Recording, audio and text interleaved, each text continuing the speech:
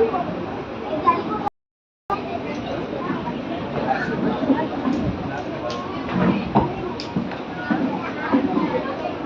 عليكم ورحمة الله وبركاته. إن الحمد لله نحمده ونستعينه ونستغفره ونعوذ بالله من شرور أنفسنا ومن سيئات أعمالنا. من يهده الله فلا مضل له ومن يضلله فلا هادي له. وأشهد أن لا إله إلا الله وحده لا شريك له وأشهد أن محمدا عبده ورسوله. أما بعد، يا أيها الناس اتقوا ربكم الذي خلقكم من نفس واحدة وخلق منها زوجها وبث منهما رجالا كثيرا ونساء واتقوا الله الذي تساءلون به والأرحام إن الله كان عليكم رقيبا. يا أيها الذين آمنوا اتقوا الله حق تقاته ولا تموتن إلا وأنتم مسلمون.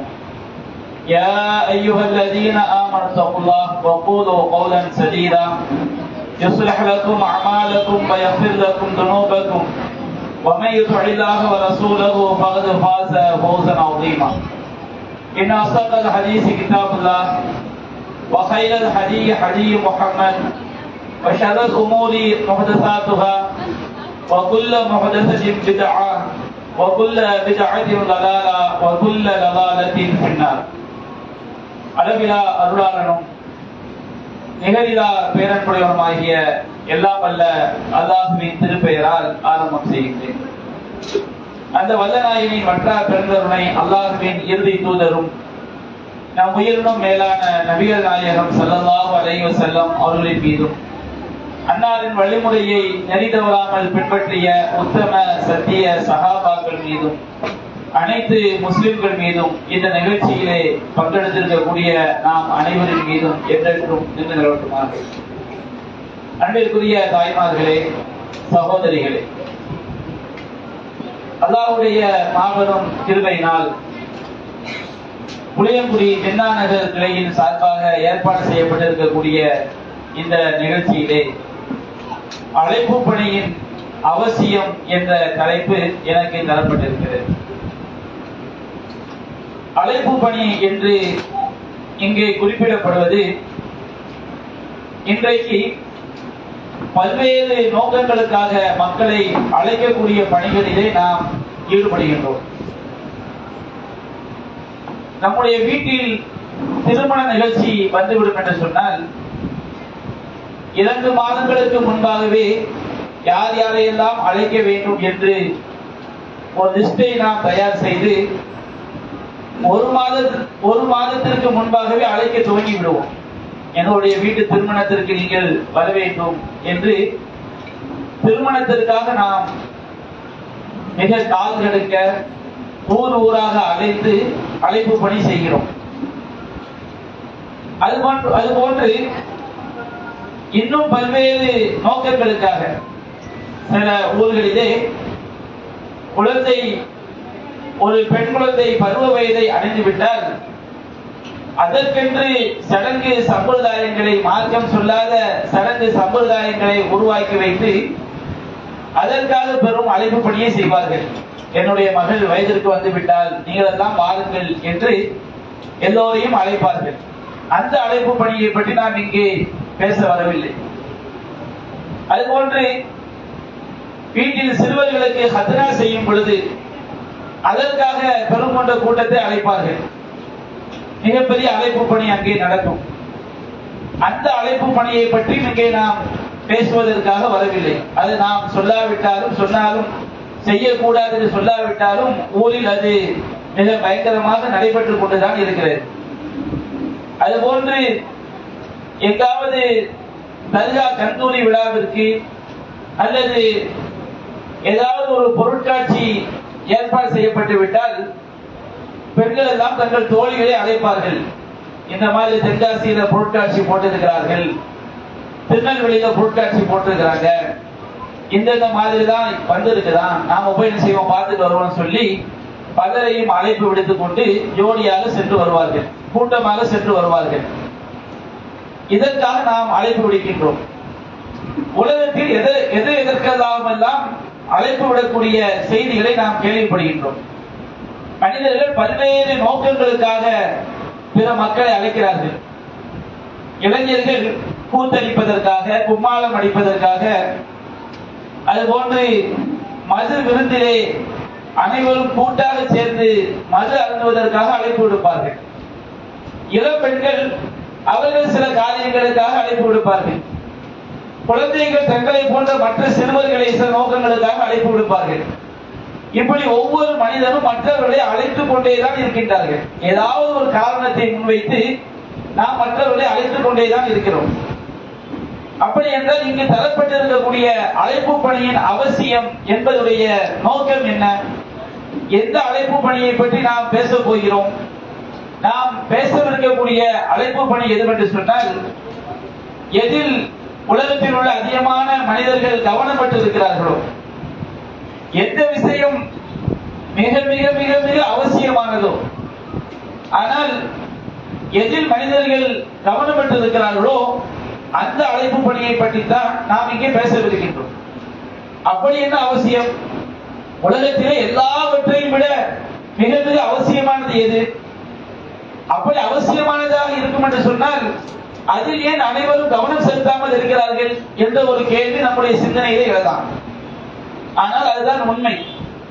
இது நான் சொல்லக்கூடிய உண்மை அல்ல, அல்லாஹ் ரப்பல் ஆலமீன் சொல்லக்கூடிய ஒரு உண்மை. அல்லாஹ் ரப்பல் ஆலமீன் திருமறை குர்ஆனிலே கூறுகின்றான், யஅலமூன லாஹிரம் மினல் ஹயாத்தி துன்யா. இந்த மனிதர்கள் இந்த உலகத்தினுடைய வெளிப்படையான கவர்ச்சியை தான் அறிகிறார்கள். நாம் பல்வேறு காரியங்களுக்காக அழைக்கிறோமே, இந்த உலகத்துடைய வெளிப்படையான கவர்ச்சிக்காக, இந்த உலக லாபத்திற்காக, ஆசாபாசத்திற்காக, ஆடல் கூத்து கும்மாளங்களுக்காக நாம் எல்லாம் அழைக்கிறோம். அப்ப யஅலமூன லாஹிரம் ஹயாத்தி துன்யா, இந்த உலகத்தினுடைய வெளிப்படையான வாழ்க்கையை அவர்கள் பார்க்கிறார்கள். வஹும் அனில் ஆகிரத்தியும் காஃபிலூன், ஆனால் மறுமை விஷயத்தில் அவர்கள் மிக அலட்சியமாக இருக்கிறார்கள் என்று அல்லாஹ் குறிப்பிடுகிறார். மறுமை என்பது சாதாரண ஒன்றல்ல. அல்லாஹ் ரப்பல் ஆலமீன் திருமறை குர்ஆனில் நமக்கெல்லாம் எச்சரிக்கை செய்கிறான், இக்தரப லின்னாஸி ஹிசாபுஹும், மனிதர்களுக்கு அவர்களுடைய கேள்வி கணக்கு நாள் நெருங்கிக் கொண்டே இருக்கிறது. ஆனால் அவர்கள் அதையெல்லாம் புறக்கணித்து உலகத்தில் வாழ்ந்து கொண்டிருக்கிறார்கள். அப்ப அல்லாஹ் ரப்பல் ஆலமீன் நம்மை மிக முக்கியமான ஒரு விஷயத்தை கொடுத்து அல்லாஹ் நமக்கு எச்சரிக்கை செய்கின்றான். என்ன எச்சரிக்கை? அதான் மறுமையை குறித்து எச்சரிக்கை. அந்த மறுமையிலே நாம் நஷ்டமடைந்து விடக்கூடாது, நம்மையும் நாம் பாதுகாத்துக் கொள்ள வேண்டும், நம்முடைய குடும்பத்தையும் நாம் பாதுகாத்துக் கொள்ள வேண்டும் என்று அல்லாஹ் கூறுகின்றான். யா அய்யுஹல்லதீன ஆமனூ ஊ அன்ஃபுஸக்கும் வ அஹ்லீக்கும் நாரா. அல்லாஹ் ரப்பல் ஆலமீன் திருமறை குர்ஆனில் கூறுகின்றான், இறை நம்பிக்கையாளர்களே என்று அல்லாஹ் அழைக்கிறான். அல்லாஹ்வை நம்பிய மக்களே, அல்லாஹ்வை நம்பிக்கை கொண்டவர்களே என்று அல்லாஹ் அழைத்து, உங்களையும் உங்கள் குடும்பத்தார்களையும் நரக நெருப்பை விட்டு நீங்கள் பாதுகாத்துக் கொள்ளுங்கள். அல்லாஹ் ரப்பல் ஆலமீன் நம்மையும் நம்முடைய குடும்பத்தையும் நரக நெருப்பை விட்டு பாதுகாக்கக்கூடிய பணியை நாம் செய்ய வேண்டும் என்று அல்லாஹ் நம்மை அழைக்கிறான். அப்ப அது முக்கியமான நரக நெருப்பு எவ்வளவு கொடூரமானது. நரக நெருப்பை விட்டு நாம் ஏன் நம்மையும் பாதுகாத்துக் கொள்ள வேண்டும், நம்முடைய குடும்பத்தையும் பாதுகாக்க வேண்டும். அல்லாஹ் கூறுகின்றான், அந்த நரகத்துடைய எரிபொருள் மனிதர்களும் கற்களும் என்று அல்லாஹ் கூறுகின்றார். நரகத்திலே எது எரியும்? மனிதர்கள் அங்கே எரிபொருளாக பயன்படுத்தப்படுவார்கள். மனிதர்கள் என்று சொன்னால் நாம இருக்கக்கூடிய இந்த தோற்றத்தில் கிடையாது. இந்த தோற்றத்தில் நம்ம தூக்கி அல்லாஹ் போட்டான்னு வச்சுக்கிடுங்க, ஒரு வினாடி கூட தான் தாங்க மாட்டோம் நரகத்துடைய நெருப்புக்கு. நபிகள் நாயகம் சொல்றாங்க, நரகத்துல லிர்சுல் காஃபிர், ஒரு காஃபிருடைய கடவாய்ப்பல் மிஸ்ரு உஹத், உஹது மலை சைஸுக்கு இருக்குமா. கடவாய்ப்பல் இருக்கு பாருங்க, கடவாய்ப்பல் உஹது மலை சைஸுக்கு இருக்கும் ஒரு பல்லு. அப்ப 32 உஹது மலைகள் அவனுடைய ஒரு முகத்தில் இருக்கும் சொன்னா அவனுடைய தலை எவ்வளவு பெரிய சைஸ்ல இருக்கும், அவனுடைய உடல் எவ்வளவு பெரிய சைஸ்ல இருக்கும். ஒரு மனிதனே ஒரு இந்திய அளவுக்கு இருப்பான், அவ்வளவு பெரிய சைஸ்ல என்ன செய்வான் ஒரு மனிதன் இருப்பான். அவ்வளவு பெரிய உருவத்தில் தான் நரகவாசிகள் நரகத்தில் போடப்படுவார்கள். அவ்வளவு பெரிய மனிதர்கள் தான் நரகத்துடைய கரிக்கட்டைகளாக ஆவார்கள். அப்ப அல்லாஹ் கூறுகின்றான், நரகத்துடைய எரிபொருள்கள் மனிதர்களும் கற்களும் என்று அல்லாஹ் கூறுகின்றான். கற்கள் அங்கே எரியும். அலைஹா மலாயிகத்துன் கிலாதுன் ஷிதாத், அந்த நரகத்திலே கடினத்தன்மை வாய்ந்த கல் நெஞ்சம் கொண்ட மலக்குமார்கள் இருக்கிறார்கள். நாம் எவ்வளவு நரகத்தில் உழுந்து விட்ட ஒருவன் எவ்வளவு கதறினாலும், எவ்வளவு கெஞ்சினாலும், எவ்வளவு மன்றாடினாலும் அவர்களுக்கு இரக்கம் என்பது ஏற்படாது. என்று சொன்னால் அல்லாஹ் அப்படித்தான் அவர்களை படைத்திருக்கின்றார். அந்த மலக்குமார்களை கடினத்தன்மை மிக்கவர்களாக கல் நெஞ்சம் கொண்டவர்களாக அல்லாஹ் படைத்திருக்கின்றான். அந்த மலக்குமார்கள் அல்லாஹ் அவர்களுக்கு கட்டளையிட்டதில் மாறு செய்யவே மாட்டார்கள். அல்லாஹ் சொன்னதை மட்டும்தான் அவர்கள் செய்வார்கள் என்று அல்லாஹ் ரப்பல் ஆலமீன் மறுமையை குறித்து, நரகத்தை குறித்து நம்மை எச்சரிக்கை செய்கிறான். அந்த நரகத்தை விட்டு நம்மையும் நம்முடைய குடும்பத்தையும் பாதுகாத்துக் கொள்ள வேண்டும் என்று அல்லாஹ் எச்சரிக்கை செய்கிறான். அப்ப மறுமையில் நரகத்தை விட்டு நம்மையும் நம்முடைய குடும்பத்தையும் பாதுகாப்பது எது? அல்லாஹ் சொன்ன அடிப்படையில் வாழ்வதுதான் நம்மையும் நம்முடைய குடும்பத்தையும் பாதுகாக்கும். அப்ப நாம சொல்லக்கூடிய அழைப்பு பணி என்பது அல்லாஹ்வின் பக்கமும் அல்லாஹ்வுடைய தூதரின் பக்கமும் அழைக்கக்கூடிய அழைப்பு பணி. நாம தான் நினைக்கலாம், ஒரு திருமணத்திற்கு அழைத்தால் எல்லாரும் வந்து சாப்பிடுவாங்க, சாப்பிட்டு மொய் வச்சுட்டு போவாங்க, நிறைய பெரிய பாயிலா இருக்கு, நிறைய கிஃப்ட் பண்ணுவாங்க. ஒரு சடங்கு வீட்டுக்கு அழைச்சா நிறைய கிஃப்ட் கிடைக்கும். ஒரு சத்ரா வீட்டுக்கு அழைச்சா அதுல நிறைய பணம் கிடைக்கும். ஒரு பொருட்காட்சிக்கு போனா அதுல நிறைய சுகபோகங்கள் இருக்கிறது. மார்க் அடிப்படையில் எல்லாமே பாவம். ஆனா உலகத்தில் சில சுகபோகங்கள் இருக்குதா இல்லையா? அப்படி என்றால் அல்லாஹ்வின் பக்கம் அழைத்தால் எங்களுக்கு என்ன லாபம் இருக்கிறது? அல்லாஹ்வின் பக்கம் நம்ம மக்களை அழைக்கிறதுனால, இஸ்லாத்தின் பக்கம் மக்களை அழைப்பதனால் எங்களுக்கு என்ன லாபம் இருக்கிறது அப்படிங்கிற ஒரு கேள்வி நமக்கு ஏற்படலாம். அல்லாஹ் ரப்பல் ஆலமீன் திருமலை குர்ஆனை சொல்லி காட்டுகின்றான், வமன் அஹ்ஸனு கௌலன் மிம்மன் தஆ இலல்லாஹி வ அமில ஸாலிஹன் வ கால இன்னனி மினல் முஸ்லிமீன். அல்லாஹ்வின் பக்கம் அழைத்து நல்லறங்களை செய்து நான் முஸ்லிம்களில் ஒருவன் என்று சொல்கிறானே, அவனை விட அழகிய வார்த்தைக்கு சொந்தக்காரன் யார் என்று அல்லாஹ் கேட்கிறார்.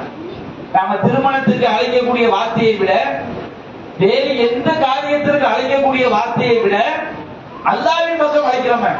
ஒரு ஆள் தொழுகாம இருக்கிறாங்க, 5 கால தொழுகையை நிறைவேற்றுங்கள் என்று அவர்களை அழைக்கிறோமே, இது உலகத்தில் உள்ள எல்லா அழைப்பையும் இது சிறந்தது.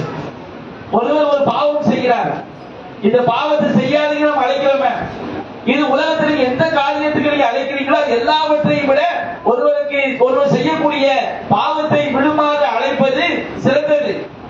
சிறந்தது என்றால் அல்லாஹ் அதற்கு மிகப்பெரிய கூலியை தருவான். இதைவிட சிறந்த வார்த்தையை யாரும் சொல்லிவிட முடியாது.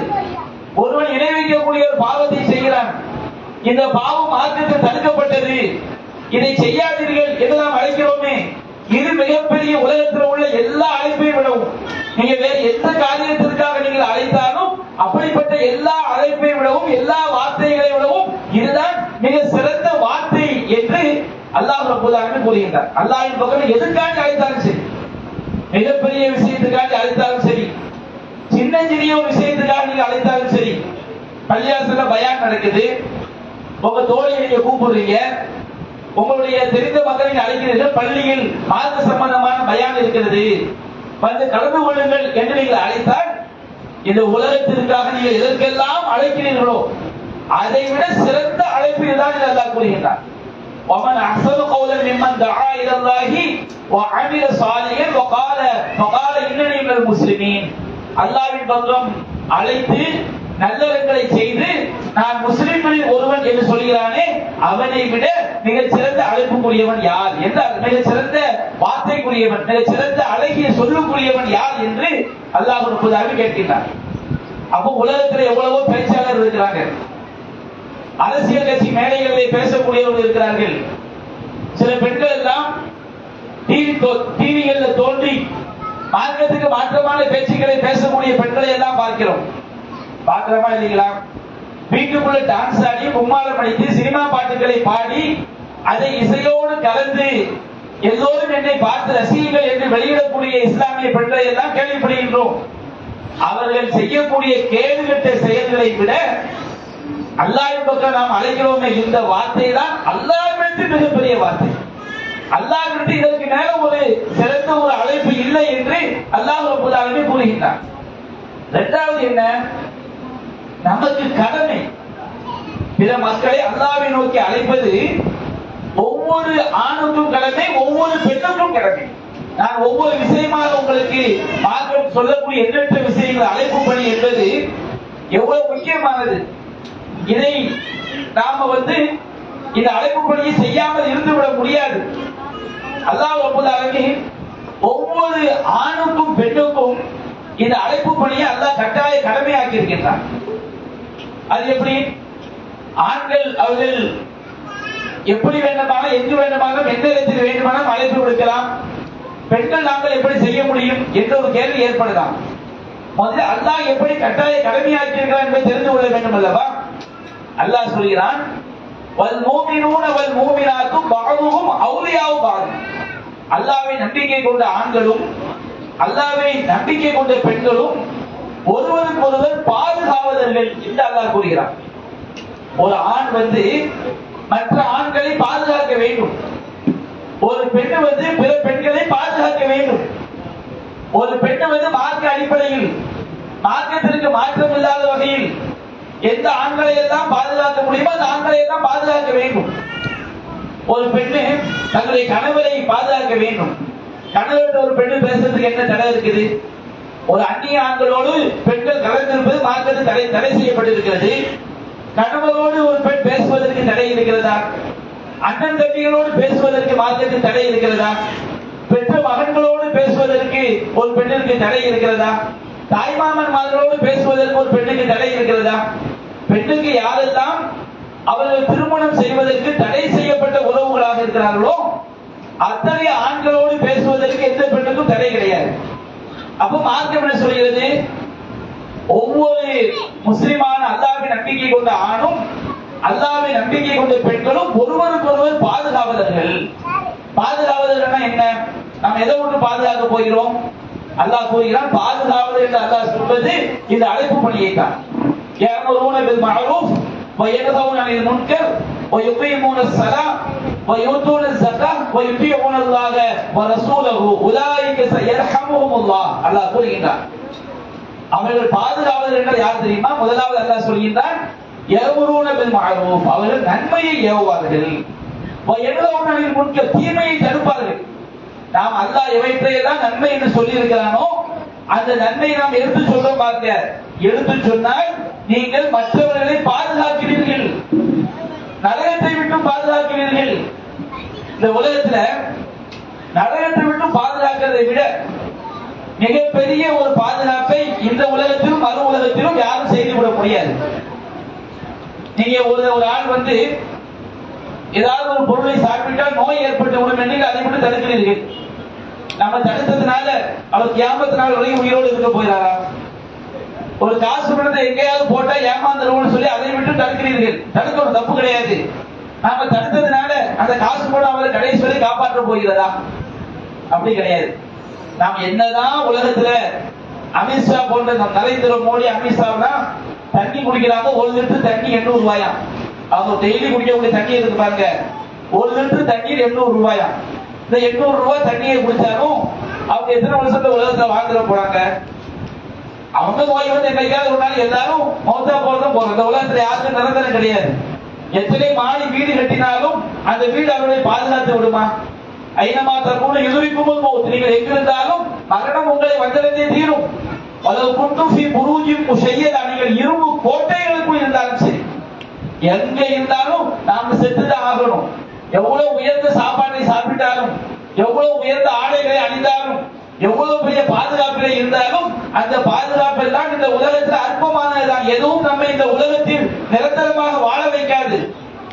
பணம் வாழ வச்சிருமா? எது நம்ம குடும்பம் வாழ வைத்து விடுமா? ஆரோக்கியம் வாழ வைத்து விடுமா? என்ன ஒருத்தன் கொஞ்சம் முந்தி போறான்னு சொன்னா ஒரு 6 வருஷம் 10 வருஷம் பிந்தி போகும். அதுல எவ்வளவோ ஆரோக்கியமா இருந்தவர்கள் எல்லாம் திடீர் என்று ஹார்ட் அட்டாக்ல மௌத்தா போறத பாக்குறோம்.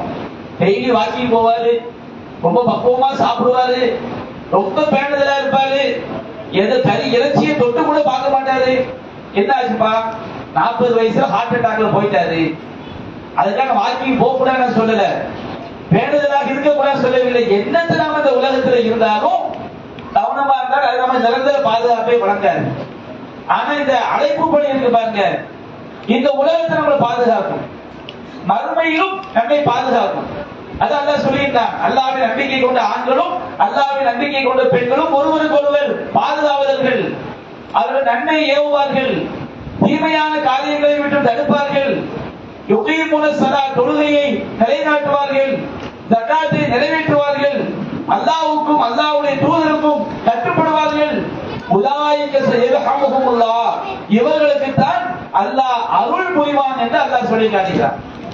அப்ப நன்மை ஏவி தீமையை தடுப்ப நம்ம கட்டாய கடமையா இல்லையா? நாம நன்மை ஏவி தீமையை தடுக்கிறோம் பாருங்க. மார்க்கம் சொல்லக்கூடிய நபிகள் நாயகம் சொன்ன நல்ல விஷயங்களை எடுத்து சொல்வது, நபிகள் நாயகம் தடுத்த தீய விஷயங்களை தடுப்பது, இது நாம் பிற மக்களை பாதுகாப்பது. பிற மக்களை நாம் பாதுகாத்தால்தான் நாம் இந்த உலகத்துல நிம்மதியாக வாழ்ந்து மறுமையில் சொர்க்கம் செல்ல முடியும். பிற மக்களை பாதுகாப்பது என்று சொன்னால் இந்த உலகத்திலும் அது பாதுகாப்பை கொடுக்கும், மறுமையிலும் பாதுகாப்பை கொடுக்கும். இந்த உலகத்தில் எப்படி பாதுகாக்கும்? நபிகள் நாயகம் அல்லாஹ் ரப்பல் ஆலமீன் திருமறை குர்ஆன்ல ஒரு சமுதாயத்தை பற்றிய வரலாற்றை அல்லாஹ் சொல்லி காட்டுகிறார். சனிக்கிழமை வாசிகள் என்ற ஒரு சமுதாயம். அல்லாஹ் ரப்பல் ஆலமீன் திருமறை குர்ஆனில் கூறுகின்றான், வஸ்அலுஹு மன் கரியத்தில்லதி கானத் ஹாதிரத்துல் பஹர். நபியே, கடற்கரை ஓரத்தில் இருந்த அந்த ஊரை பற்றி அவர்கள் கேட்கிறார்கள். நபிகள் நாயகம் வாழ்ந்த காலத்துல அந்த ஊரை பத்தி தெரியும். ஒரு ஊர், அந்த ஊருக்கு என்னன்னா அவங்களுக்கு என்ன சட்டம் என்று சொன்னாங்க, அவங்க கடல்ல போய் மீன் பிடித்து வாழக்கூடிய ஊர். மீன் பிடிக்கிறது அவங்க தொழில். அல்லாஹ் ரப்பல் ஆலமீன் அவங்களுக்கு ஒரு சட்டத்தை போட்டான். என்ன சட்டம் போட்டான்னு சொன்னோம்னா, சனிக்கிழமை மட்டும் செய்யக்கூடாது, மீன் பிடிக்க கூடாது அப்படியே அல்லாஹ் சட்டத்தை போட்டான். அவங்க நிறைய அல்லாஹ்வுடைய சட்டங்களை மீறி அநியாயம் பண்ணிட்டே இருந்தாங்க ஊர்வாசிகள். சனிக்கிழமை மீன் பிடிக்க கூடாது சட்டம், அவன் அந்த பாவத்தை மட்டும் செய்யல, ஏராளமான பாவங்களை அவர்கள் செய்தார்கள், செய்து கொண்டிருந்தார்கள். நமக்கு எப்படி ஜும்மாக்கு பாங்கு சொல்லிட்டா வியாபாரம் செய்யக்கூடாது என்று இருக்கிறதோ, இதா ஊதியல் சலாத்திமி யௌமில் ஜும்ஆ ஃபஸௌ இலா ஸிக்ரில்லாஹி வதருல் பைஅ, வெள்ளிக்கிழமையிலே பாங்கு சொல்லப்பட்டு விட்டால் வியாபாரத்தை விட்டுவிட்டு அல்லாஹ்வை நினைவு கூறுவதன் பக்கம் விரைந்து வாருங்கள் என்று அல்லாஹ் ரப்பல் ஆலமீன் கூறுகிறான். வெள்ளிக்கிழமை பாங்கு சொல்லப்பட்ட பிறகு ஆண்கள் வியாபாரம் பார்ப்பது மார்க்கத்தில் தடை செய்யப்பட்டிருக்கிறது. பாங்கு சொன்னதிலிருந்து தொழுகை முடிகிற வரைக்கும் என்ன செய்யக்கூடாது, எந்த ஒரு ஆணும் வியாபாரத்தில் ஈடுபடக்கூடாது. வியாபாரம் பார்ப்பது ஆண்களுக்கு ஹராமாக்கப்பட்டிருக்கிறது. அதுபோன்று சனிக்கிழமை வாசியும் சமுதாயம் இருந்தாங்களா இல்லையா, அவர்களுக்கு சனிக்கிழமை மீன் பிடிக்க கூடாது அல்லாஹ் ஒரு சட்டத்தை போட்டிருந்தாங்க.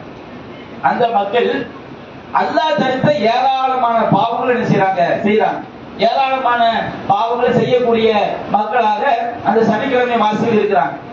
அப்ப அல்லாஹ் ரப்பல் ஆலமீன் அந்த ஊர் மக்கள் அநியாயம் செஞ்சுக்கிட்டு இருக்கிற காரணத்தினால அந்த மக்களுக்கு அல்லாஹ் ஒரு சோதனை கொடுக்கின்றான்.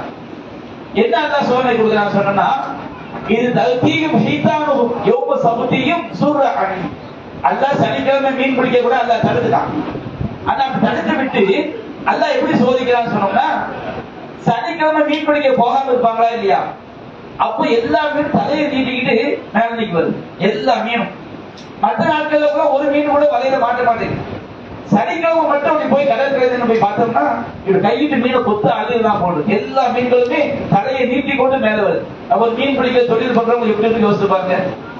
நமக்கு 20 எந்த நாளும் வியாபாரமே நடக்கல, ஒரு கடை வச்சிருக்கிற ஒரு ஆளு வெள்ளிக்கிழமை பாங்கு சொன்ன மட்டும் பாங்கு சொன்ன பிறகு போட்டு 1000 வியாபாரம் நடக்குன்னு வச்சிருங்க.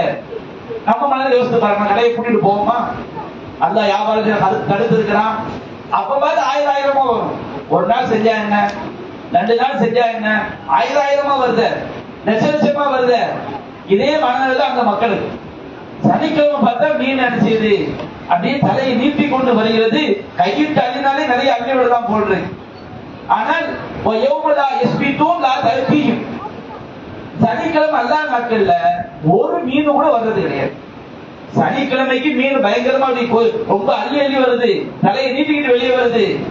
சனிக்கிழமை அல்லாஹ் நாட்களுக்கு ஒரு மீன் கூட வருவது கிடையாது. அல்லாஹ் சொல்லினான், கதாலிக்க நபுலுகு பிமாகாம் யசுகுன். அந்த சமுதாயம் பாவம் செய்த காரணத்தினால் அவர்களை நாம் இவ்வாறு சோதித்தோம்.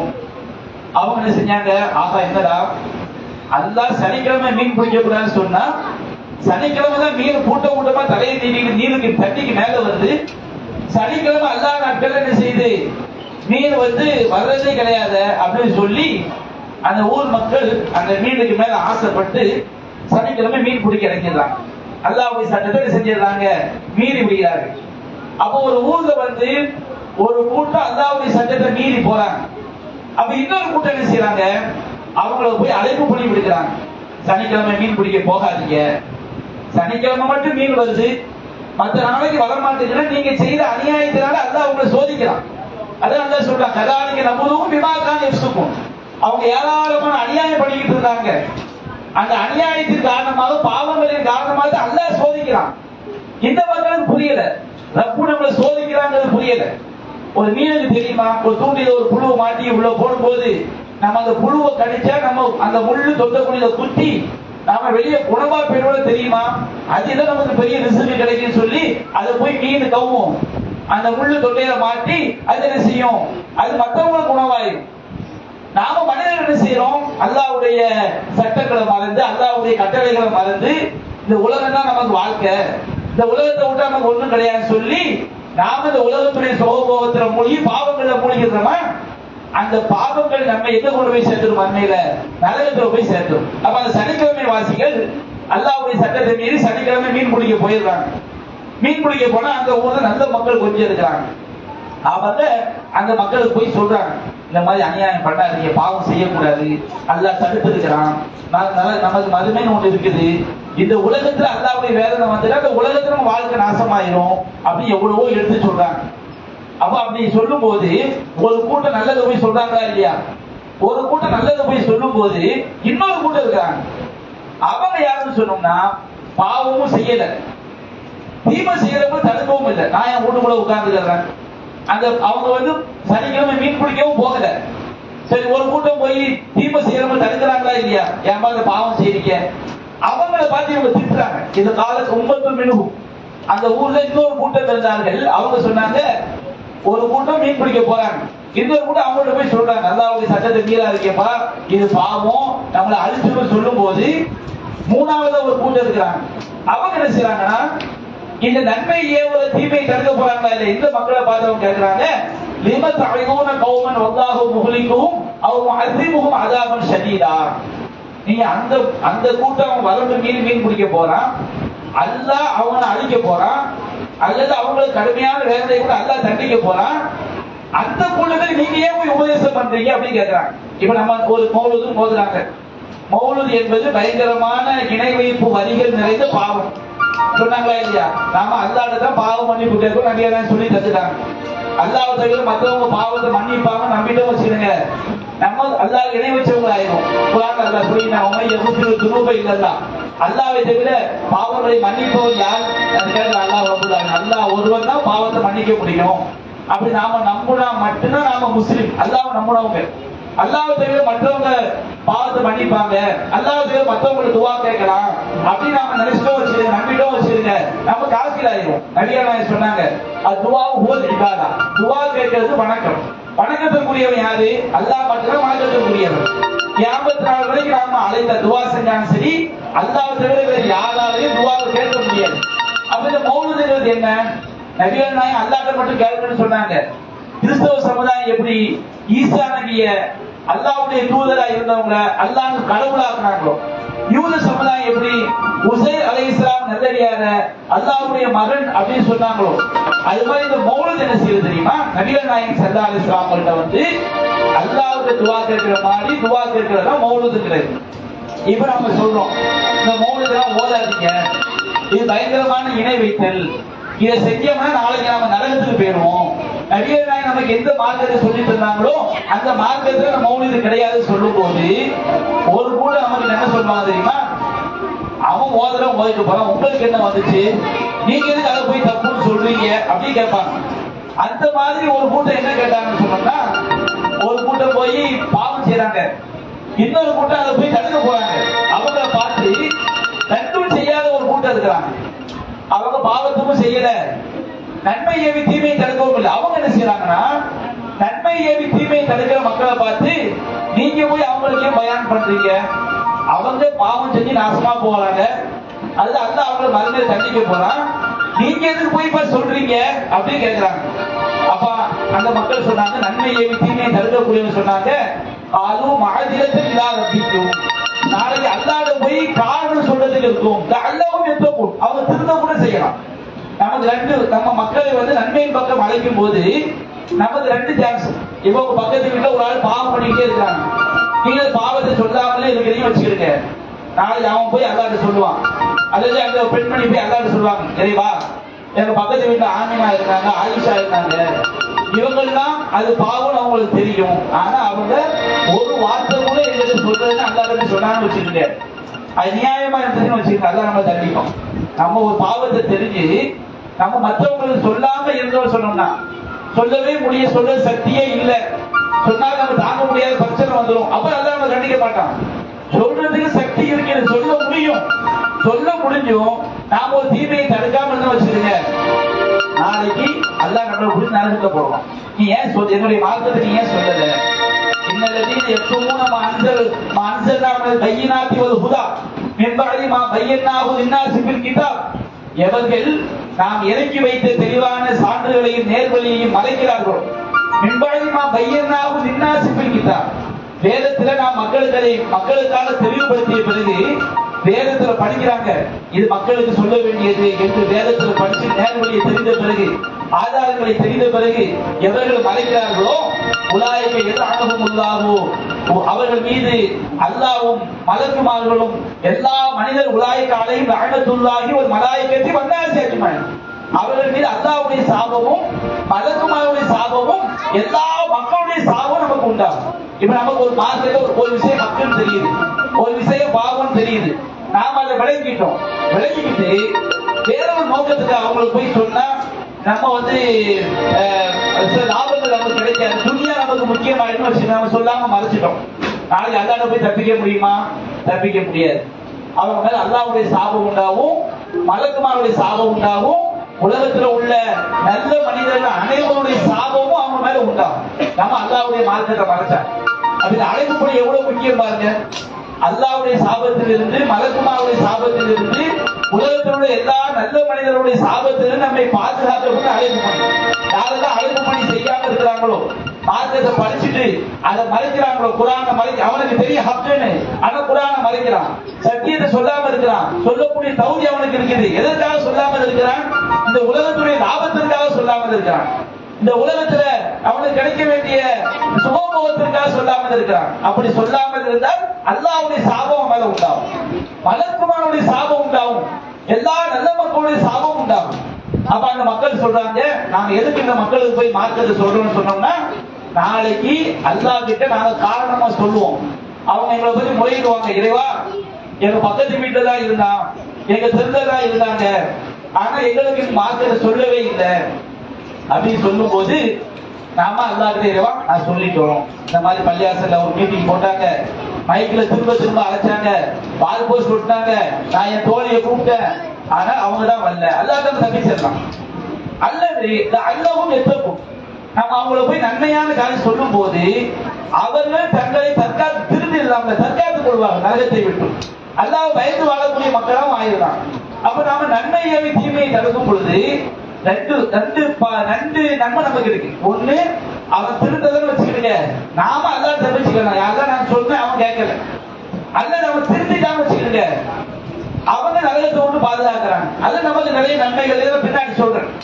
அப்ப இந்த மாதிரி என்ன செய்யறாங்க, ஒரு கூட்டம் அந்த சனிக்கிழமை வாசிகளை போய் தடுக்க போறாங்க, மீன் பிடிக்க போனவங்களை போய், இன்னொரு கூட்டம் என்ன செய்யறாங்க, தடுக்கிறவங்களை போய் திட்டுறாங்க, நீங்க எதுக்கு அவங்களை போய் தடுக்கிறீங்க? அப்ப இவங்க சொல்றாங்க, நாளைக்கு நாங்க அல்லாஹ்ட்ட காரணம் சொல்லி தப்பிச்சுக்கலாம், இறைவா நாங்க சொன்னோம் அவங்க கேட்கல, அதுல அவங்க திருந்தலாம் அப்படின்னு சொல்றாங்க. அப்ப அல்லாஹ் ரப்பல் ஆலமீன் அந்த ஊர்ல 3 கூட்டம் இருக்கிறாங்க. ஒரு கூட்டம் அல்லாஹ்வுடைய கட்டளையை மீறி மீன் பிடிக்க போன கூட்டம், இன்னொரு கூட்டம் அப்படி மீன் பிடிக்கிறது பாவம்னு சொல்லி தடுக்க போன கூட்டம், இன்னொரு கூட்டம் யாரு, ரெண்டையும் செய்யாம பாவமும் செய்யாம பாவம் செய்யறவங்களை தடுக்காம தடுக்க போறவங்க நன்மை ஏவி தீமையை தடுக்கிறவங்க என்ன செய்யறாங்க, குறை சொல்லக்கூடிய கூட்டம். அப்ப அல்லாஹ் சொல்லியிருந்தான் பலம்மா நசூ மா ஸுக்கிரு பிஹி, பாங்க சொல்லணும், பாங்க சொல்ல முடியும், பாங்க முடிந்த பிறகு உரை தொடரும்.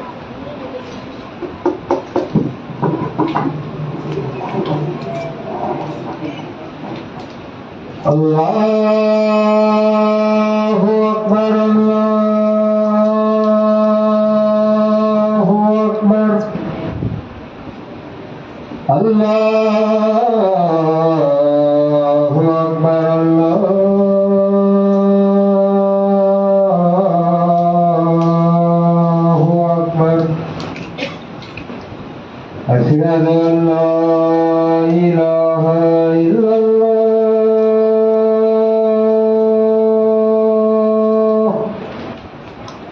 அஷ்ஹது அன் லா இலாஹ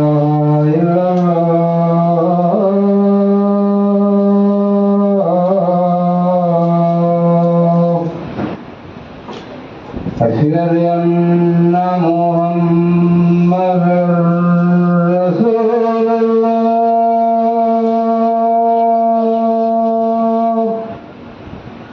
أشهد أن محمدًا رسول الله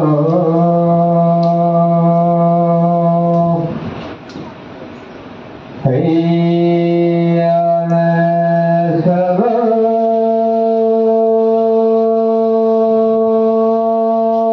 الصلاة حي حي على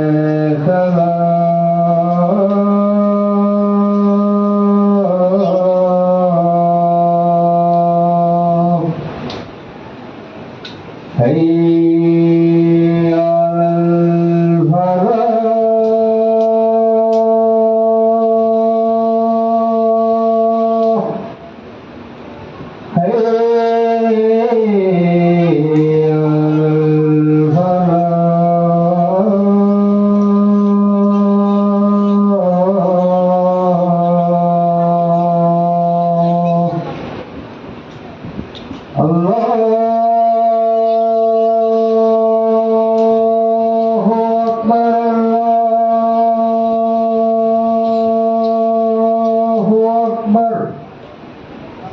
لا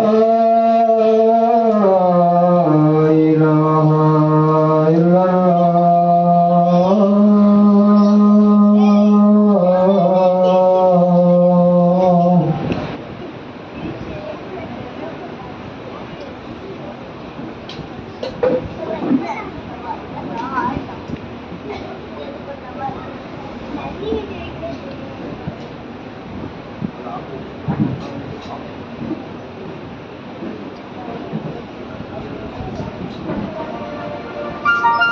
அப்போ அல்லாஹ் ரப்பல் ஆலமீன் என்ன செய்ய அல்லாஹ் கூறுகின்றான் சனிக்கிழமை வாசிகளை பற்றி பலம்மா நசூமா ஸுக்கிரு பிஹி அன்ஜைனல்லதீன யன்ஹவுன அனிஸ்ஸூஇ, அவர்களுக்கு சொல்லப்பட்ட அறிவுரையை மறந்தபோது எவர்கள் தீமையை தடுத்தார்களோ அவர்களை மட்டும் காப்பாற்றினோம்.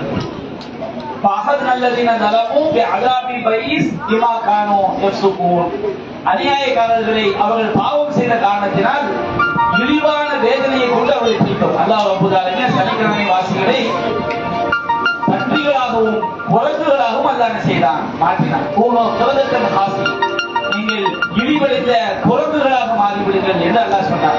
மற்ற சில வசனங்களிலே அவர்களை அல்லாஹ் பன்றிகளாக மாற்றினான். பாருங்க, தீமை செஞ்சவங்களையும் அல்லாஹ் சரித்தா பன்றிகளாக குரங்குகளாக மாற்றினான்.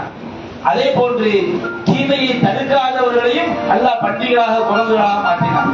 யாரை மட்டும் அல்லாஹ் காப்பாற்றினான்? எவர்கள் நன்மை ஏவி தீமையை தடுத்தாங்களோ அவர்களை மட்டும்தான் அல்லாஹ் காப்பாற்றினான். அவன் அழைப்பு பணி என்பது சாதாரண பணி அல்ல. நம்ம மக்களை மார்க்கத்தின் பக்கம் அழைக்கிறோம் பாருங்க, இது சாதாரண ஒரு விஷயம் அல்ல. இந்த அழைப்பு பணி என்பது அல்லாஹ்வுடைய மிகப்பெரிய வேதனையிலிருந்து நம்மை காப்பாற்றக்கூடிய ஒரு பணி என்பதை நாம் மறந்துவிடக் கூடாது. அதே மாதிரி நபிகள் நாயகம் ஸல்லல்லாஹு அலைஹி வஸல்லம் நாம மக்களை நன்மையின் பக்கம் அழைக்கிறோம் பாருங்க, தீமையை விட்டு தடுக்கிற பாருங்க, அழகிய முறையில் நம்ம தடுக்கிறோம். உதுஉ சபீலி ரப்பிக பில் ஹிக்மதி வல் மௌஇதத்தில் ஹஸனதி வஜாதில்ஹும் பில்லதி ஹிய அஹ்ஸன். அல்லாஹ் கூறுகிறார், உமது இறைவனுடைய பாதையை நோக்கி விவேகத்துடன் ஞானத்துடன் அழைக்கிறாங்க. அழகிய உபதேசத்துடன் அழைப்பீராக, அழகிய முறையில் விவாதம் செய்து அழைப்பீராக அல்லாஹ் சொல்றான். அப்ப நம்ம அழைப்பு பண்ணிக்கிறது அடுத்தவங்க திட்டுறது கிடையாது, நாசமா போவ அப்படி போவ இப்படி திட்டுறது கிடையாது. அழைப்பு முறைனா என்ன, அவங்க அழகிய நல்ல வார்த்தைகளை சொல்லி கண்ணியமான முறையில இது பாவம் நீ செய்யக்கூடாது என்று நாம அவங்கள நல்ல விவேகமான முறையில அதே போன்று அழகிய உபதேசத்தோடு அழைக்க வேண்டும் என்று அல்லாஹ் திருமறை குர்ஆனில் சொல்லி காட்டுகிறார். இந்த அழைப்பு பணி எப்படி எந்த அளவுக்கு சிறந்த பணி நபிகள் நாயகம் ஒரு உதாரணம் சொல்றார். ஒரு கப்பல்ல மக்கள் எல்லாம் கடல்ல போய்கிட்டு இருக்காங்க. சஹீஹுல் புகாரியில பதிவு செய்யப்பட்ட ஹதீஸ். கப்பல் ரெண்டு தளம், நம்ம வீட்டுக்கு எப்படி கீழ் தரைத்தளம் மேற்தளம் வீழ்தளம் தரை மாடி கெட்டமோ அதே மாதிரி கப்பல்ல ரெண்டு தளம் இருக்கு. ஒண்ணு கீழ்த்தளம், இன்னொன்னு மேல்தளம். அவங்க கப்பல்ல மொத்தமா போய்கிட்டு இருக்கிறாங்க. மக்கள் சீட்டு குலுக்கி போட்டு யாருக்கெல்லாம் கீழ்த்தளத்துல சீட்டு கிடைக்கும் அவங்க கீழ்த்தளம், யாருக்கெல்லாம் மேல்தளத்துல சீட்டு கிடைக்குதோ அவங்க மேல்தளம் சொல்லும் கப்பல் போய் பயணம் போய்கிட்டு இருக்கிறாங்க. அப்ப கீழ்த்தளத்துல உள்ளவங்களுக்கு தண்ணி தேவைப்பட்டா அவங்க மேல போய் செய்வாங்க, கடல்ல தண்ணி எடுக்கும். ஏன்னா கீழே இருந்து எடுக்க முடியாது, கீழே ஃபுல்லா அடைச்சிருக்கும். மேல்தளத்துல போய் தான் செய்வாங்க, கடல்ல தண்ணி எடுத்துட்டு வருவாங்க. அப்போ மேல்தளத்துல உள்ளவங்களுக்கு இது ஒரு சிறிய இடையூறா இருக்கு. அப்ப கீழ்த்தளத்துல உள்ளவங்க ஒரு முடிவு பண்ணாங்க.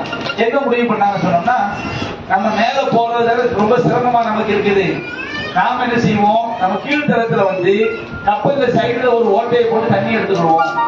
கப்பல்ல ஊசியால ஓட்டை வந்து வச்சுக்கிடுங்க, மொத்த கப்பல் முங்க வேண்டியதான். அவ்வளவு தண்ணி அவ்வளவு பிரஷரா இருக்கும், அவ்வளவு அழுத்தமா இருக்கும். சின்ன ஓட்டை கூட இல்லாத அளவுக்கு அடைச்சு வச்சிருப்பாங்க. பிளைட்ல போனாலும் சரி கப்பல்ல போனாலும் சரி. அந்த சின்ன ஒரு துவாரம் கப்பலில் விழுந்து விட்டால் கூட அந்த தண்ணி அழுத்தத்துல அந்த கப்பல் உடைந்து சின்ன பின்னமா போய்விடும். அப்ப கீழே உள்ள மக்கள் என்ன செய்யறாங்க, முட்டாள்தனமா அவங்க யோசனை பண்றாங்க. என்ன யோசனை, நம்ம கீழே ஒரு ஓட்டை போட்டுக்கணும் அப்படின்னு செய்யறாங்க, யோசனை பண்றாங்க. இவ மேல உள்ளவங்க நம்ம மேலதானே இருக்கிறோம், அவன் கீழே தானே இருக்கிறான், கீழே ஓட்டை போட்டா போட்டுட்டு போறான் விட்டான்னு வச்சுக்கிருங்க, என்ன ஆகும், தண்ணி உள்ள பொத்துக்கிட்டு வரும்போது கீழே உள்ளவங்க மட்டுமா சாவுமா, ஒட்டுமொத்த கப்பல் தான் என்ன செய்யும், முங்கும். அப்ப நபிகள் நாயகம் சொல்றாங்க, மேல உள்ள மக்கள் கீழே தப்பா முடிவு எடுக்கிறாங்க, அவன் கையை பிடிச்சி தடுத்தா எல்லாரும் உயிரோட தப்பிச்சுக்கலாம், எல்லாரும் தப்பித்துக் கொள்ளலாம். மேல உள்ளவங்க சும்மா இருந்தாங்க என்ன ஆகும், கீழே உள்ளவங்க கப்பல்ல சைடுல ஓட்ட போட்டுக்கிடுவோம் அப்படின்னு சொல்லும் போது மேல உள்ள சும்மா என்ன வச்சிருக்க, கீழே உள்ளவங்க மட்டும் சாக மாட்டான், ஒட்டுமொத்த கப்பல் தான் என்ன செய்யும், முங்கும். அதே மாதிரி நம்ம பக்கத்துல பாவமான காரியங்கள் நடக்கும் போது நீங்க அந்த பாவங்களை தடுக்கிறது முன்வரத வச்சுக்கிடுங்க, அவங்க மட்டும் கெட்டு போக மாட்டாங்க, நாளடைவில் நாமளும் சேர்ந்துதான் கெட்டு போவோம். உதாரணத்துக்கு எடுத்து பாருங்க, நபிகள் நாயகம் சொல்லக்கூடிய ஒரு அற்புதமான ஒரு ஹதீஸ், பெண்கள் எல்லாம் தெரிந்து கொள்ள வேண்டிய செய்தி. நபிகள் நாயகம் ஸல்லல்லாஹு அலைஹி வஸல்லம் சொல்றாங்க, சஹீஹ் முஸ்லிம்ல பதிவு செய்யப்பட்டிருக்கிறது. அல்லாஹ் தூதர் சொல்றாங்க, சின்பானி மின் அஹ்லினார், ரெண்டு கூட்டம் நரகவாசிகள். எந்த அளவுக்கு நரகவாசிகள் சொன்னோம்னா, சொர்க்கத்துடைய நறுமணம் இருக்கு பாருங்க, சொர்க்கத்துடைய நறுமணம், அது நாம போய் சொர்க்கத்துக்கு நாம போய் சேர்றதுக்கு பல ஆண்டுகால தூரத்தில் நாம இருந்தா கூட சொர்க்கத்துடைய நறுமணம் நமக்கு கிடைக்கும். நம்ம வானத்துல இருக்கோம் வைத்துக் கொள்ளுங்கள், சொர்க்கத்தை போய் சேர்றதுக்கு பல ஆண்டுகள் ஆகும். அவ்வளவு தூரத்துல நாம இருந்தா கூட சொர்க்கத்துடைய நறுமணம் நமக்கு என்ன செய்ய கிடைக்கும். ஆனா ரெண்டு கூட்டம் இருக்கிறாங்க, சொர்க்கத்துடைய நறுமணத்தை கூட அவங்க தர முடியாது. அவங்க நரகத்துல அந்த அளவுக்கு அடித்தட்டு கிடப்பாங்க. நரகத்துல எல்லாரும் ஒரே தண்டனை கிடையாது. இன்னல் முனாஃபிகீன ஃபி தர்கில் அஸ்ஃபலி மினன் நார், நயவஞ்சகர்கள் நரகத்துடைய அடித்தட்டில் கிடப்பாரு. நம்ம யோசித்து பாருங்க, நரகம் எவ்வளவு பெரிய ஆழம் என்று சொன்னால், நபிகள் நாயகம் ஸல்லல்லாஹு அலைஹி வஸல்லம் அவர்கள் ஒரு தடவை சஹாபாக்களோடு பேசிக் கொண்டிருக்கும் பொழுது ஒரு பயங்கரமான சத்தம் கேட்கிறது. அப்ப நபிகள் நாயகம் சஹாபாக்கள் சொல்றாங்க, இந்த சத்தம் என்னன்னு உங்களுக்கு தெரியுமாங்கிறாங்க. அப்ப அல்லாஹ்வுடைய தூதர்கள் நன்கறிந்தவர்கள். அப்ப நபிகள் நாயகம் சொன்னாங்க, 70 நபிகள் நாயகம் இது சொன்னது 70 ஆண்டுகளுக்கு முன்னாடி, 70 ஆண்டுகளுக்கு முன்பாக நரகத்தினுடைய மேல்தட்டில் ஒரு கல் போடப்பட்டது. ஒரு கல்லை ஒரு நரகத்தை போற ஒரு வெட்ட வெளியில போறோம் வச்சிருங்க, அந்த கல்லு தரை வர்ற வரைக்கும் முழுந்துகிட்டே தான் இருக்கும். அப்படித்தானே, நம்ம இங்க இருந்து திருநெல்வேலிக்கு போறோம்னா ஆலங்குளத்துல இறங்கி ஒரு டீ குடிப்போம், அது பிறகு இன்னும் கொஞ்சம் தூரம் போய் சாப்பிடுவோம், தங்கி போவோம். ஒரு கல்லை மேல இருந்து கீழே போடும்போது அது கொஞ்சம் ரெஸ்ட் எடுத்து தான் கீழே விடும். ஒரு கல்லை மேல இருந்து கீழே போட்டோம்னா தரையை தோற வரைக்கும் என்ன செய்யும், உளுந்துகிட்டே தான் என்ன செய்யும் இருக்கும்.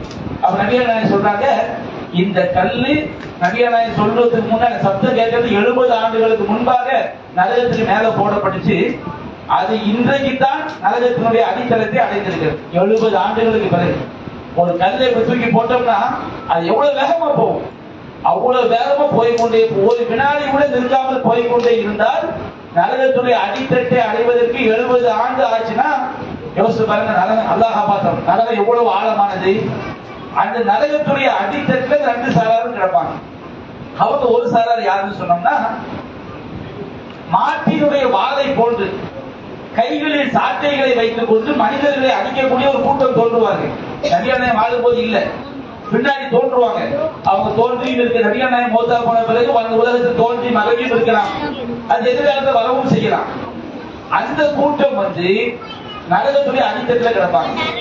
இன்னொரு கூட்டம் யார் தெரியுமா? நபிகள் நாயகம் சொல்றாங்க, காசியாத்துன் ஆலியாத்துன் மாயிலாத்துன் முனீலாத்துன் ரூசுன்ன கஅஸிமத்துல் புகுன்.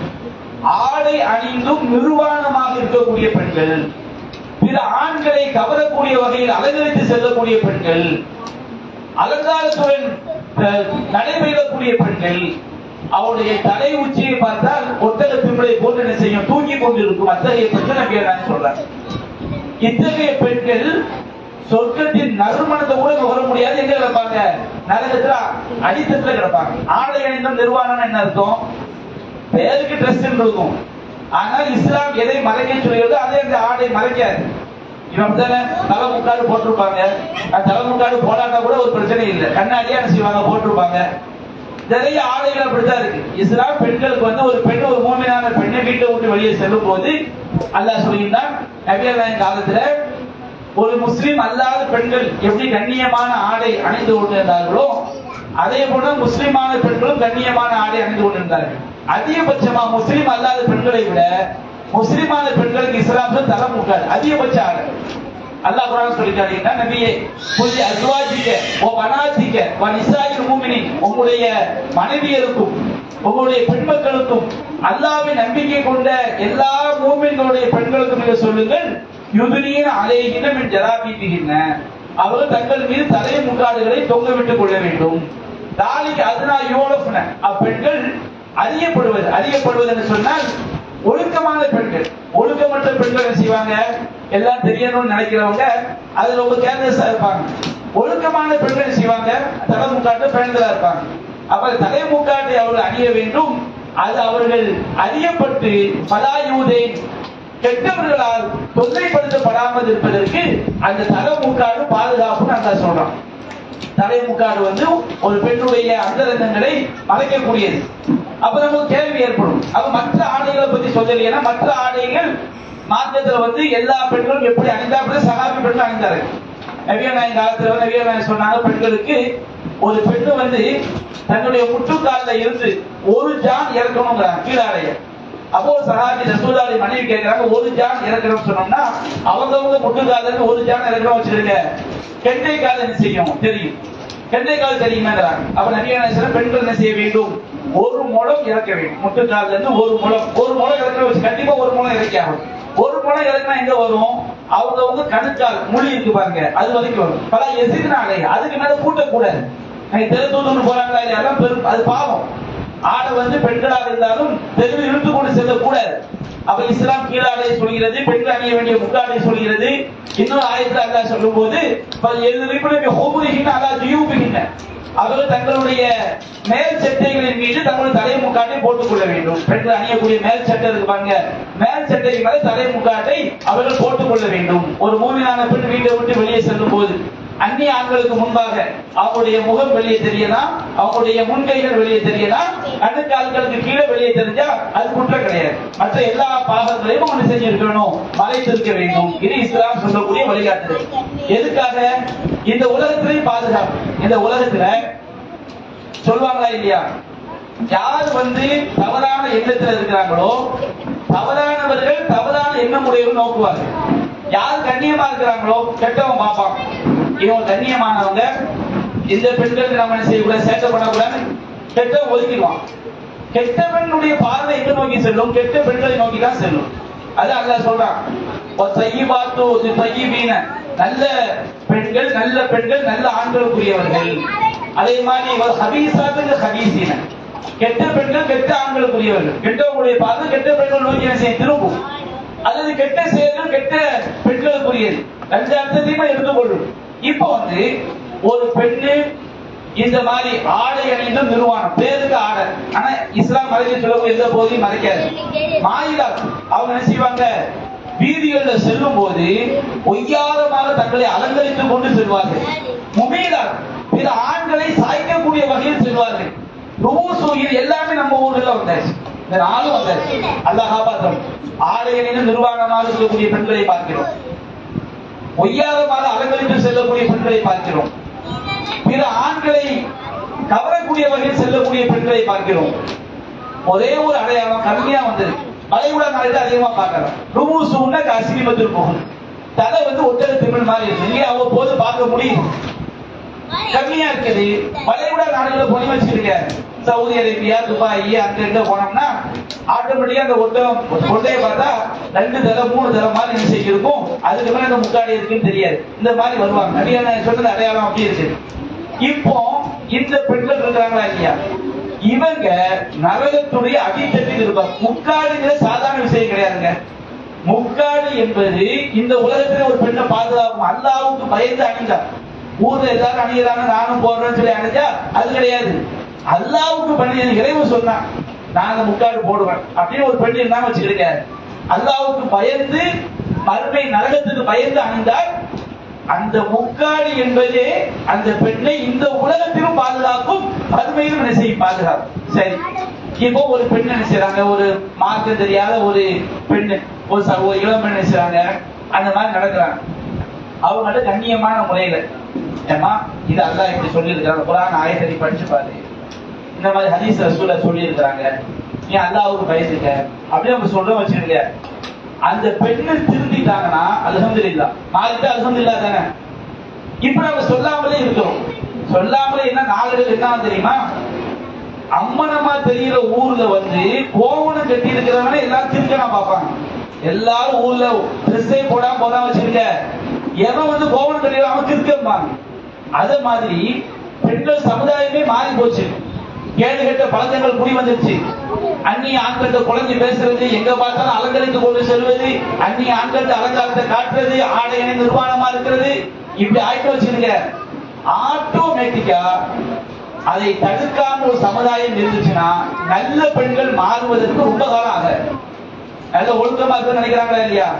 நம்ம பிள்ளைங்களை பாருங்களேன், பள்ளிக்கூடத்துல செய்வாங்க, பள்ளிக்கூடத்துல கூட படிக்கக்கூடிய எல்லா தோழிகளும் முக்காடு போட்டுருந்தா அவங்களும் முக்காடு போட்டிருப்பாங்க. கூட படிக்கக்கூடிய எல்லா தோழிகளும் கொத்தனா துண்டை போட்ட மாதிரி போட்டுட்டு போனான்னு வச்சிருக்க, நம்ம கூட நம்மள்கிட்ட சொல்லும், நீ என்ன மட்டும் என்ன நீங்க முக்காடு போட சொல்றீங்க, எல்லாரும் எங்க ஸ்கூல்ல இப்படித்தானே இருக்கிறாங்க. எல்லாரும் மாறும் போது நாம ஆட்டோமேட்டிக்கா நிலைக்கு மாறிடும். அல்லாஹ் காப்பாத்தும். ஊரே மாறிட்டு வச்சிருக்க. இன்னைக்கு பரதா சிஸ்டம் எப்படிங்கிறீங்க, முதல்ல ஒரு பெண் போடும் போது எல்லாரும் வித்தியாசமா பார்த்தாங்க, எல்லாரும் மாறும்போது ஊரே மாறிடுச்சு, எல்லாரும் அவுக்கும் போது ஊரே மாறி அவுக்கும். அல்லாஹ் காப்பாத்தும். இப்போ நாம அந்த மாதிரி பெண்களுக்கு அழைப்பு பணி செய்யும் போது நம்மை நாம் பாதுகாத்துக் கொள்கிறோம். நீங்க என்னைக்கு மற்றவங்கள்ட்ட போய் இந்த மாதிரி நடக்க கூடாது, இது நம்ம அழிச்சிடும், இந்த உலகத்தை நாசமாக்கிறோம் அப்படி நம்ம மார்க்கத்துடைய ஒழுக்கங்களை பிற பெண்களுக்கு எடுத்து சொல்லும் பொழுது அந்த பெண்களையும் பாதுகாக்கிறோம். அவர்களை மட்டும் நாம் பாதுகாக்கவில்லை, நம்மளை சேர்த்துதான் பாதுகாக்கிறோம். சரி, எவனும் எக்கேடு கெட்டு போறான், நான் சரியா இருப்பேன் நினைச்ச வச்சிருக்க, நம்மால சரியாக இருக்க முடியாது. நாம சரியாக இருக்கணும்னா நம்மை சுற்றி உள்ளவரை செய்ய வேண்டும், சரியாக இருக்க வேண்டும்.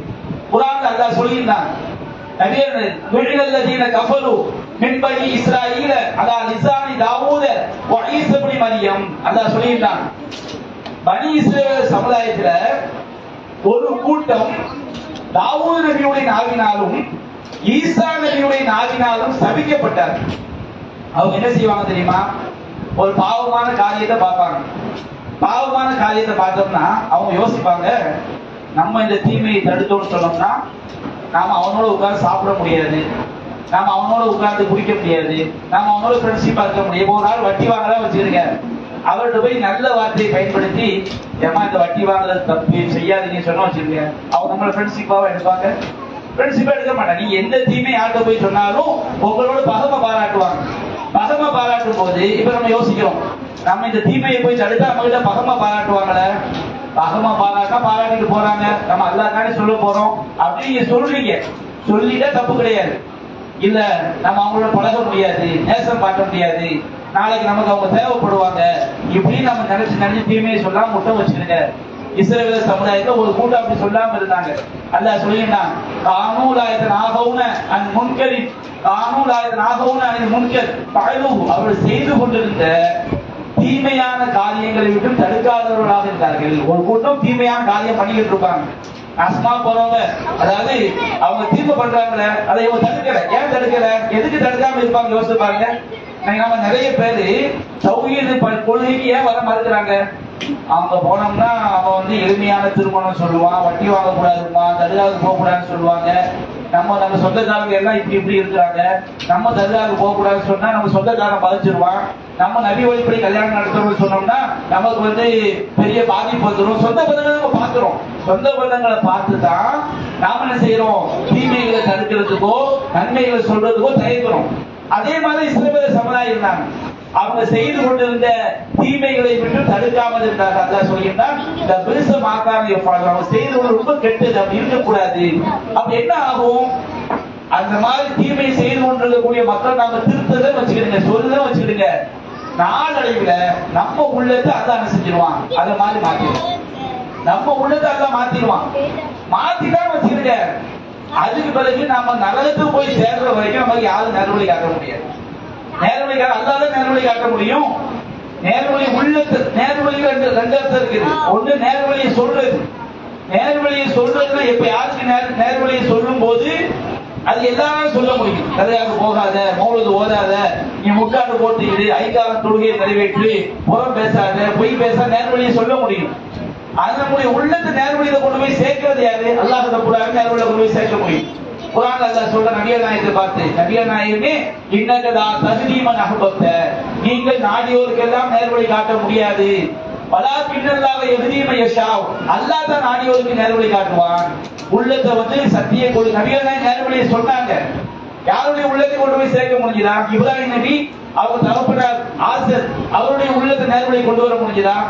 லூத் நபி நூஹ் நபி தம்முடைய மனைவிமாருடைய உள்ளத்தை நேர்வழியை கொண்டு வர முடிஞ்சதா? நூஹ் நபியுடைய மனைவியும் காஃபிர், லூத் நபியுடைய மனைவி காஃபிர். அல்லாஹ் காஃபிர்களுக்கு உதாரணமா அல்லாஹ் சொல்லி காட்டுறான். இப்ராஹிம் நபியுடைய தந்தை காஃபிர், அவருடைய உள்ளத்தை வந்து நேர்வழிக்கு இப்ராஹிம் நபியால் திருப்ப முடியவில்லை. நூஹ் நபியுடைய மகன் காஃபிர். நபிகள் நாயகத்துடைய தந்தை உடன் வந்த சகோதரர் அபூ தாலிப் இருக்காரா இல்லையா?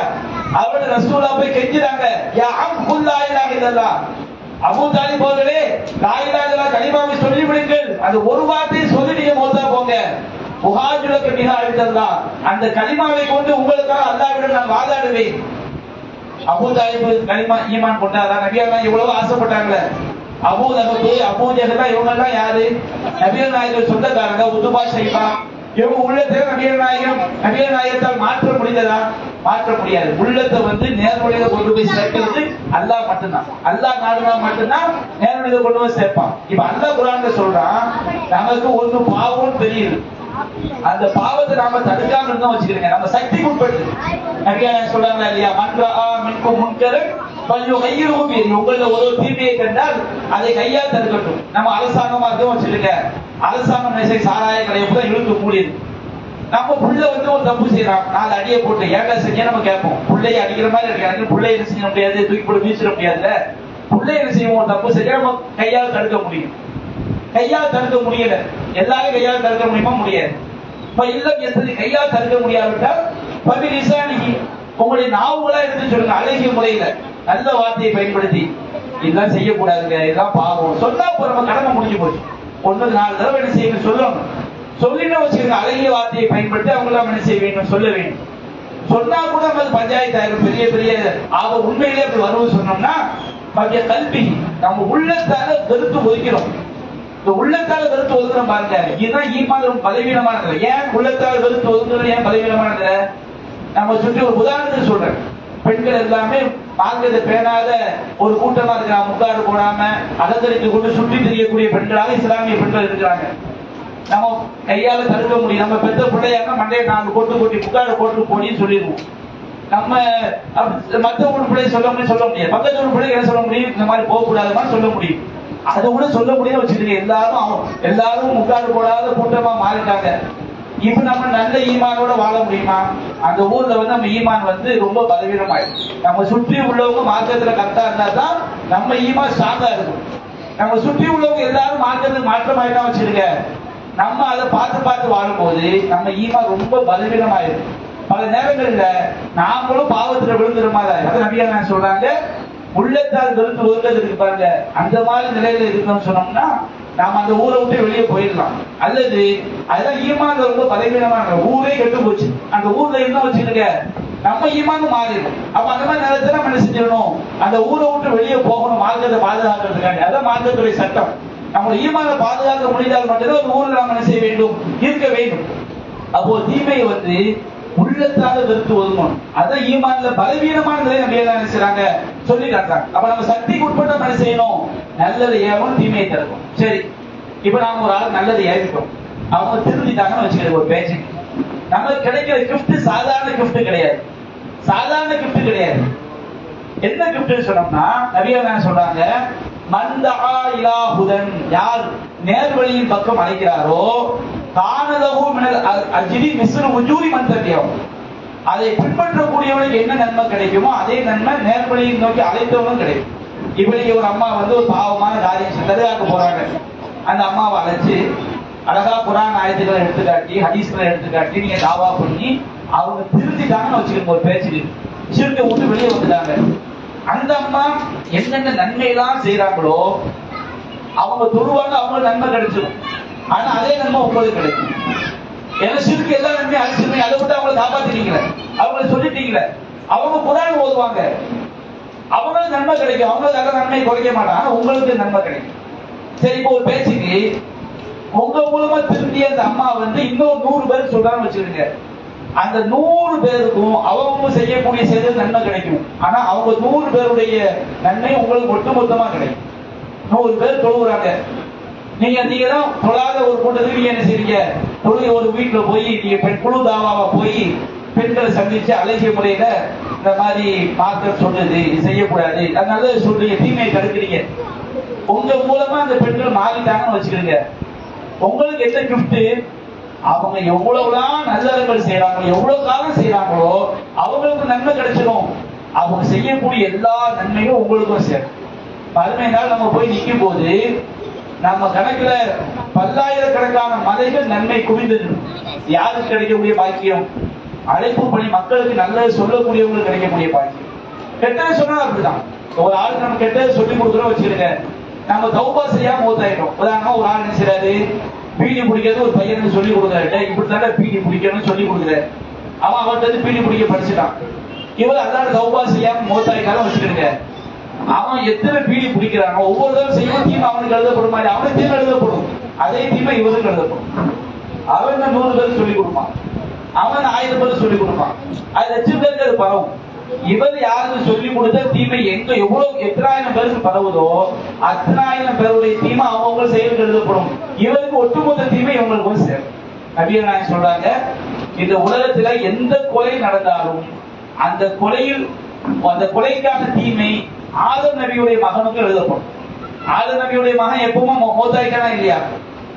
ஆனா கியாமத் நாள் வரைக்கும் உலகத்துல நடக்கிற எல்லா கொலையுடைய தீமையும் யாருக்கு எழுதப்படுது? ஆதம் நபியுடைய மகனுக்கு எழுதப்படுது. ஏன் எழுதப்படுது? அவன் தான் முத கொலையை துவக்கி வச்சான். மனித சமுதாயம் கொலை செய்யறது யார்கிட்ட படிச்சாங்க? ஆதம் நபி மகன்ல இருந்து படிச்சாங்க. அவன் தான் துவக்கி வச்சான், அவன் தௌபா செய்யல. அவ உலகத்துல எத்தனாயிரம் கோடி கொலைகள் நடந்தது, எல்லா தீமையும் யாருக்கு எழுதப்படும்? ஆதம் நபி மகனுக்கு எழுதப்படும், அவங்க பாவத்தை செய்யறவங்களுக்கு எழுதப்படும்.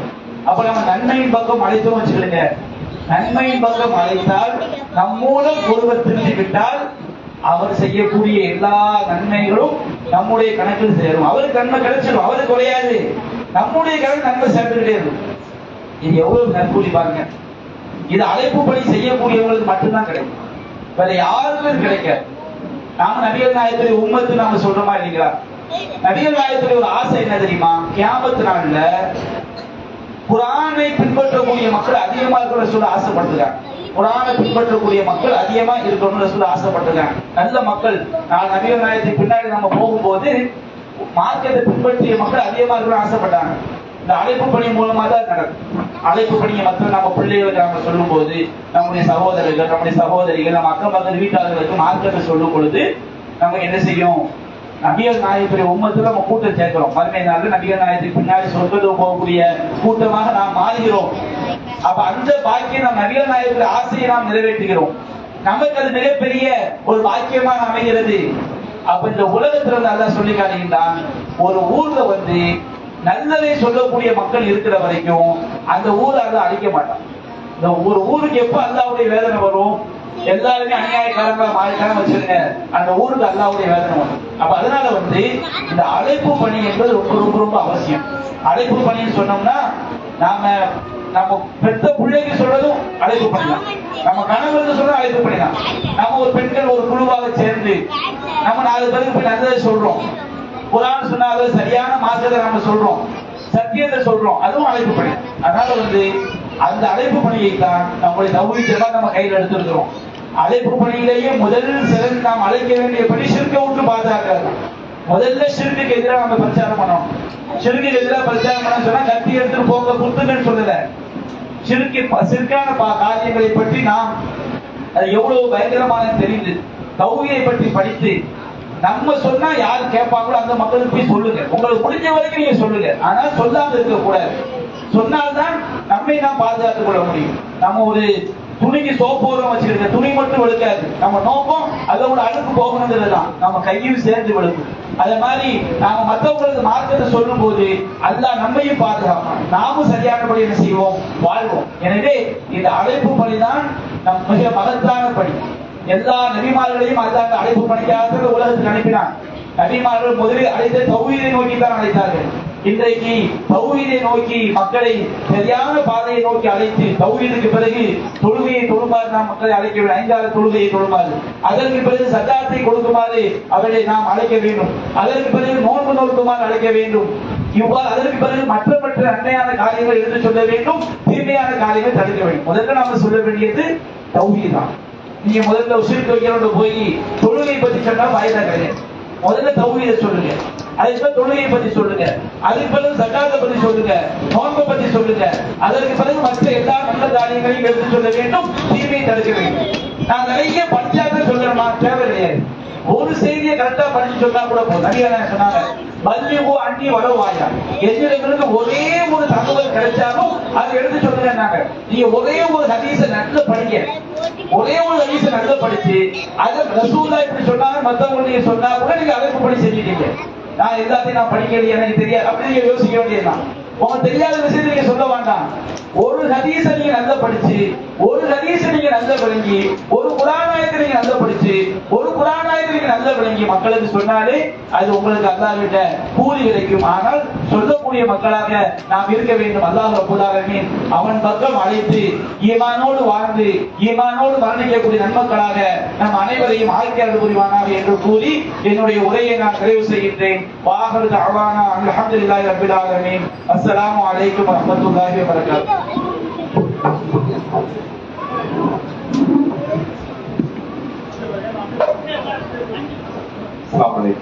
கொஞ்சம் அமைதியா இருக்க. ஒரு சின்ன அறிவிப்பு, அதாவது இப்ப நாம இந்த செயல் வீரர்கள் வீராங்கனைகள் கூட்டத்தை புளியங்குடி விஞ்ஞான கிளை சார்பாக எதற்காக போட்டிருக்கிறோம் அப்படின்னா, இன்ஷா அல்லாஹ் அழகிய முன்மாதிரி இப்ராஹிம் அலைஹிஸ்ஸலாம் என்ற அந்த 10 மாத கால செயல் திட்டம். இதுல இப்ராஹிம் அலைஹிஸ்ஸலாத்துடைய வாழ்க்கை விஷயங்களை பற்றிய பிட் நோட்டீஸ், அதுல இப்ராஹிம் அலைஹிஸ்ஸலாம் எப்படி வாழ்ந்தாங்க, எப்படி தன்னுடைய பிள்ளைகளை வார்த்தெடுத்தாங்க, மக்களுக்கு எப்படி சத்தியத்தை போதித்தாங்க, அல்லாஹ்வுக்கு எப்படி நன்றி செலுத்தினாங்கிற பல்வேறு விதமான செய்திகளை உள்ளடக்கக்கூடிய பிட் நோட்டீஸ் நம்ம கிளை சார்பாக மாவட்டத்தில் இருந்து கொடுத்திருக்கிறோம். அதே போல புக்குகள் கொஞ்சம் சலசலப்பு இல்லாம இருக்கும். அதே போல புக்குகள் இப்ராஹிம் அலைஹிஸ்ஸலாம் அவர்கள் முன்மாதிரி அப்படிங்கிற புக்கு வகையும் கொடுத்திருக்கிறோம். வந்திருக்கக்கூடிய தாய்மார்கள் அதே போல கிளை நிர்வாகிகள் உங்களுக்கு என்று ஒரு குழுவை அமைப்பாங்க. அதுல ஒரு குழுவுக்கு 3 பேரு 4 பேரு உங்களுக்கு தகுந்தார் போல என்ன செஞ்சுக்கோங்க, அந்த குழுவை அமைத்துக் கொண்டு ஒவ்வொரு வீடு வீடாக சென்று, அதாவது மூழுது ஓதுறது பாவம், வட்டி வாங்குறது அநியாயம், இந்த மாதிரியான என்னென்ன நன்மைகள் இருக்கிறதோ, தொழுகையை பற்றிய, ஜகாத்தை பற்றிய, நோன்பை பற்றிய என்னென்ன நன்மைகள் எல்லாம் இஸ்லாம் நமக்கு வலியுறுத்துகிறதோ அந்த நன்மைகளை எல்லாம் நீங்க என்ன செய்யுங்க, 2-3 குழுக்களாக சேர்ந்து நிர்வாகிகள் உங்களுக்கு அதற்கென்று நேரத்தை ஒதுக்கி வர சொல்லுவாங்க. வந்து என்ன செய்யுங்க, அதுல உங்க குழுவுல யாராவது ஒரு ஆலிமா இருப்பாங்க, பேச தெரிஞ்ச ஒரு தாயிகள் இருப்பாங்க, பெண் அழைப்பாளர்கள் இருப்பாங்க. அவங்களோட உங்களை இணைச்சு என்ன செய்வாங்க, வீடு வீடாக சென்று மக்களின் மத்தியில இந்த செய்தி போய் சேரணும். இப்ப சொன்னாங்களா இல்லையா, அழைப்பு பணி என்பது எவ்வளவு பெரிய முக்கியத்துவம், எவ்வளவு பெரிய நன்மை, அதான் எவ்வளவு பெரிய அதுல அளப்பெரிய நன்மை நமக்கு வச்சிருக்கிறான். இதற்காகத்தான் இந்த ஜமாத்துடைய இந்த கூட்டம். இப்ப மற்ற பள்ளிகள் பிரம்மாண்டமா பள்ளி கட்டப்பட்டிருக்குது. பிரம்மாண்டமான பள்ளிகள் கட்டப்பட்டாலும் அங்க இருக்கக்கூடிய இமாம்கள் என்ன செய்யறாங்க, நல்ல கிராத்து ஓதுவாங்க, நல்ல கிராத்து ஓதக்கூடியவர்களா இருக்கிறாங்க. 7 வருஷம் 15 வருஷம் ஓதுன ஆலிம்கள் தான் இருக்கிறாங்க. ஆனால் அவர்கள் அவங்க மக்களுக்கு மத்தியில இந்த தீமைகளை தடுக்கக்கூடிய செயல்களை செய்யறாங்களா? வரதட்சணை திருமணம் என்பது பள்ளியில வச்சுதான் நடக்குது. வட்டி வாங்கக்கூடியவர்கள் கூட பள்ளி நிர்வாகத்தினுடைய முக்கியஸ்தர்களாக கூட இருப்பாங்க. ஆனால் இந்த தீமைகளை அவங்க செய்ய மாட்டாங்க. அங்க வெறுமனை தொழுவுறது, நோம்பு வைக்கிறது, நோம்பு கஞ்சி காய்ச்சறது, அந்த மாதிரி குர்பானி விஷயங்களை கொடுக்கறது, அல்லது பள்ளியை நிர்வாகம் பண்றது, கரண்ட் பில் கட்டுறது, மோட்டர் போடுறது, பள்ளியை பராமரிக்கிறது, பெயிண்ட் அடிக்கிறது, இமாமுக்கு சம்பளம் கொடுக்கறது, போதினாருக்கு சம்பளம் கொடுக்கறது, இதுதான் அவங்களுடைய ரொட்டேட்டிங் பணியா இருக்கு. ஆனா நம்முடைய பணி என்ன, நம்முடைய ஜமாத்துடைய பணிகள் என்ன, இங்க வந்திருக்கக்கூடிய தாய்மார்கள் சகோதர சகோதரருடைய பணிகள் என்ன அப்படின்னா, இந்த செய்தியை கொண்டு போய் சேர்க்கணும். வீடு வீடாக அவங்க நம்மளை பார்த்து எல்லாரும் பேசினாலும் சரி, நம்மளை பார்த்து சிரிச்சாலும் சரி, நம்மளை நக்கல் நையாண்டி பண்ணினாலும் சரி, எந்த வகையில சொன்னாலும் நூஹ் அலைஹிஸ்ஸலாம் சொன்னாங்களே அதை நம்ம நினைவு வச்சுக்கணும். என்ன சொன்னாங்க நூஹ் அலைஹிஸ்ஸலாம்? யா அல்லாஹ், இந்த மக்களை நான் இரவிலும் பகலிலும் தனியாகவும் குழுவாகவும் அழைத்து நான் இந்த செய்தியை சொன்னேன், சத்தியத்தின்பால் அழைத்தேன். நீ ஒருவன் தான் என்ற அந்த ஓரிரை கடவுள் கொள்கையை, அல்லாஹ் ஒருவன் தான் இறைவன் என்ற கொள்கையை நான் மக்களுக்கு மத்தியில சொன்னேன். இந்த மக்கள் கேட்கல. எப்படி கேட்கல? என்ன செஞ்சாங்கன்னா, அல்லாஹ் அந்த ஊர் மக்களை அழிப்பதற்காக கப்பலை என்ன செய்யறான், தயார்படுத்த சொல்றான். நூஹ் அலைஹிஸ்ஸலாத்தை அல்லாஹ் ரப்பல் ஆலமீன், நூஹே நீங்கள் கப்பலை